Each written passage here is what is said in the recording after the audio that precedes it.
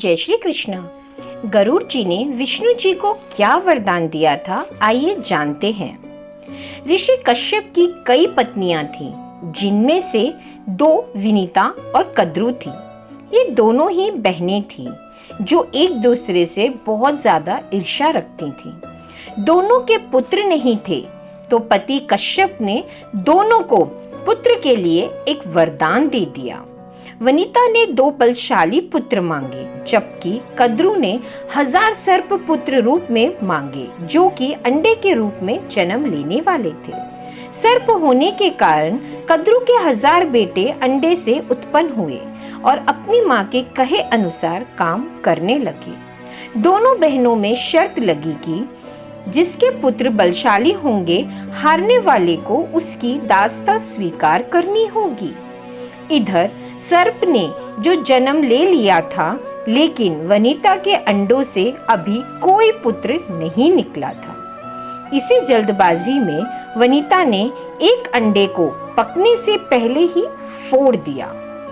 अंडे से अर्धविकसित बच्चा निकला, जिसका ऊपर का शरीर तो इंसानों जैसा था, लेकिन नीचे का शरीर अर्धपक्व था। इसका नाम अरुण था।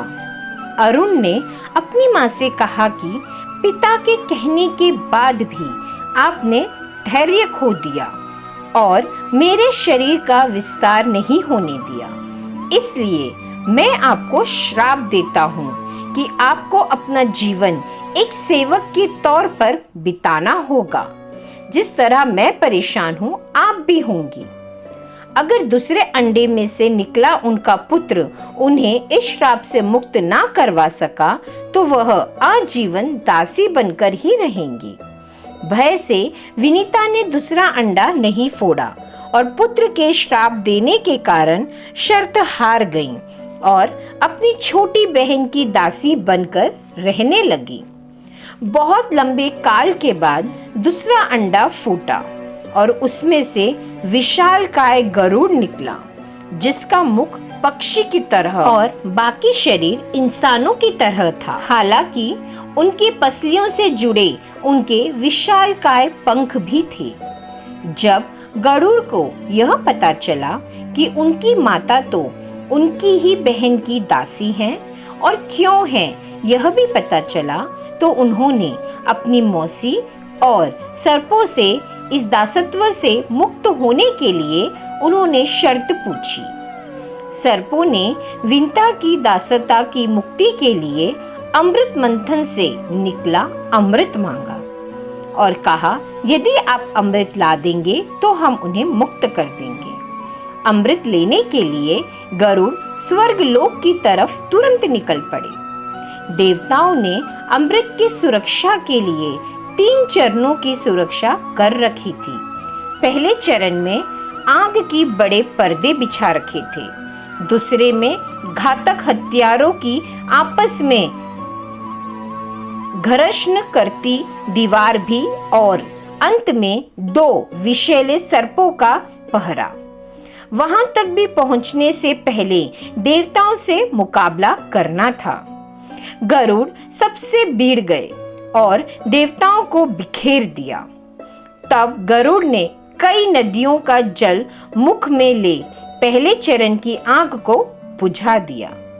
अगले पथ में गरुड़ ने अपना रूप इतना छोटा कर लिया कि कोई भी हथियार उनका कुछ ना बिगाड़ सका, और फिर सांपों को अपने दोनों पंजों में पकड़कर उन्होंने अपने मुंह से अमृत कलश उठा लिया और धरती की ओर चल पड़े। लेकिन तभी रास्ते में भगवान विष्णु प्रकट हुए और गरुड़ के मुंह में अमृत कलश होने के बाद भी उसके प्रति मन में लालच न होने से वह खुश होकर गरुड़ को वरदान दिया कि वो आजीवन अमर हो जाएंगे। तब गरुड़ ने भी भगवान को एक वरदान मांगने के लिए बोला, तो भगवान ने उन्हें अपनी सवारी बनने का वरदान मांगा। इंद्र ने भी गरुड़ को वरदान दिया कि वो सांपों को भोजन रूप में खा सकेगा।